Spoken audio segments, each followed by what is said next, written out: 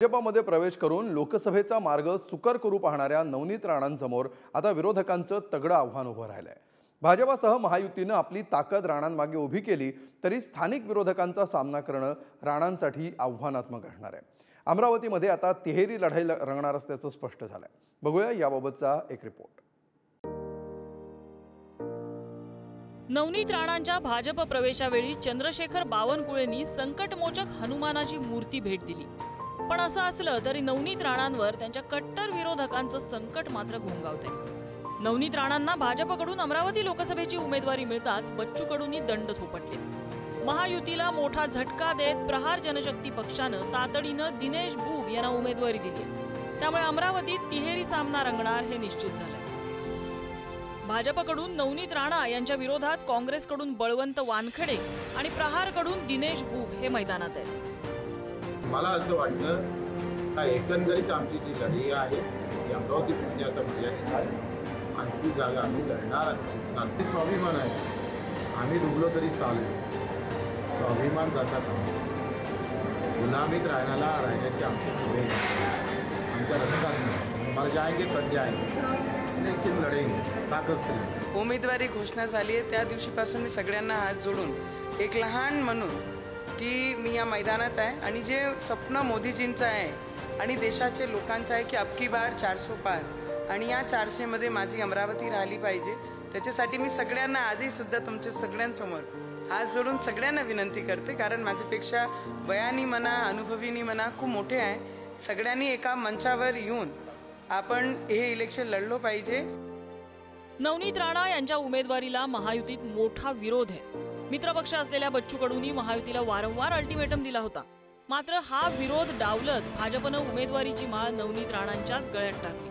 त्यामुळे अखेर बच्चू कडूंनी डाव टाकत नवनीत राणांविरोधात आपला उमेदवार दिलाय। दिनेश बुब या जुन्या शिवसैनिकाला तिकीट घोषित करत अमरावतीत त्यांनी नवा अध्याय सुरू केलाय। 1986 पासून ते शिवसेनेमध्ये आहेत। त्यांची राजकीय कारकीर्द तिथूनच सुरू झाली। शिवसेना उपशहर प्रमुख, शहर प्रमुख, जिल्हा प्रमुख, सहसंपर्क प्रमुख ही पदं त्यांनी भूषवली। 2002 ते 2007 मध्ये अमरावती महापालिकेत ते स्वीकृत नगरसेवक राहिले।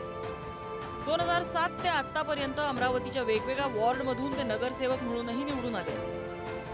पक्षाला कुठल्या स्तरावर मजबूर केल्या जाऊ शकते, अडचणीचा फायदा घेतला जाऊ शकते, म्हणून या सगळ्या गोष्टी घडत राहतात। याचा अर्थ असा नाही की अमरावती जिल्ह्यामध्ये बच्चू कडू, दिनेश बुब, राजकुमार पटेल आणि असंख्य शिवसैनिक, असंख्य प्रहारचे कार्यकर्ते आणि जनता हे सर्व काही उघड्या डोळ्यांनी खात राहील असं नाही आहे। जनता सर्व या जे उपद्व्याप सुरू आहे त्याला चोख उत्तर दिल्याशिवाय राहणार नाही या मताचे आम्ही आहोत। बच्चू भाऊ बाहेर पडतात की आतमध्ये तो त्यांचा विषय आहे।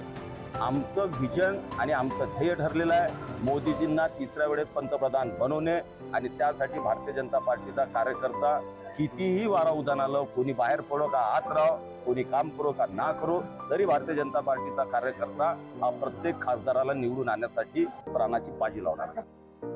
अमरावतीमध्ये थेट बच्चू कडू यांनी उमेदवार घोषित करत महायुतीला अडचणीत आणले। अमरावती लोकसभा मतदारसंघातून नवनीत राणांना उमेदवारी दिल्यामुळे खरी अग्निपरीक्षा भाजपचीच होणार आहे, कारण अमरावती लोकसभा मतदारसंघात 6 विधानसभा मतदारसंघ येतात। मात्र यातील एकही मतदारसंघ भाजपकडे नाही, तर प्रहारचे 2 आमदार आहेत। त्यांना विचारात न घेता लोकसभा निवडणूक होणं हे मोठं संकट उमेदवारासमोर ठरू शकतं। अजूनपर्यंत सागर बंगल्यातून त्यांना फोन आला नाही आणि बैठक झाली नाही। जसं प्रत्येक वादळ शमवण्याची ताकद जी आमच्या सागर बंगल्यामध्ये आहे, ते बच्चू कडू नावाचं पण वादळ आमच्या सागर बंगला निश्चित पद्धतीने थांबवेल आता आम्हाला थांबू। ते शमले असेल त्यांची खरं तर रक्त तपासणी करायला पाहिजे। आम्ही शमणारे नाही आहे, आम्ही सागरातल्या लाटा आहे। ते राणेला माहीत नसेल कदाचित, म्हणून राणेनं या बाबतीत वाच्यता करू नये। मी तुम्हाला मानतोय, तुम्ही उगाच काही अधिक मिठाचा खडा टाकण्याचा प्रयत्न करू नये। नवनीत राणांच्या रूपानं अमरावतीतून भाजप प्रथमच कमळाच्या चिन्हावर निवडणूक लढत आहे। मात्र मित्रपक्षांनी असहकार्याची भूमिका घेतल्यामुळे भाजपचा मोठा कस इथे लागेल। एकीकडे आमदार बच्चू कडूंनी राणांविरोधात उमेदवार देत दंड थोपटलेत, तर दुसरीकडे अडसूळ पिता पुत्रांनी उघड विरोध केलेला आहे। त्यामुळे अमरावतीत हाय व्होल्टेज ड्रामा रंगणार हे निश्चित. छगन जाधवसह ब्युरो रिपोर्ट, पुढारी न्यूज, अमरावती.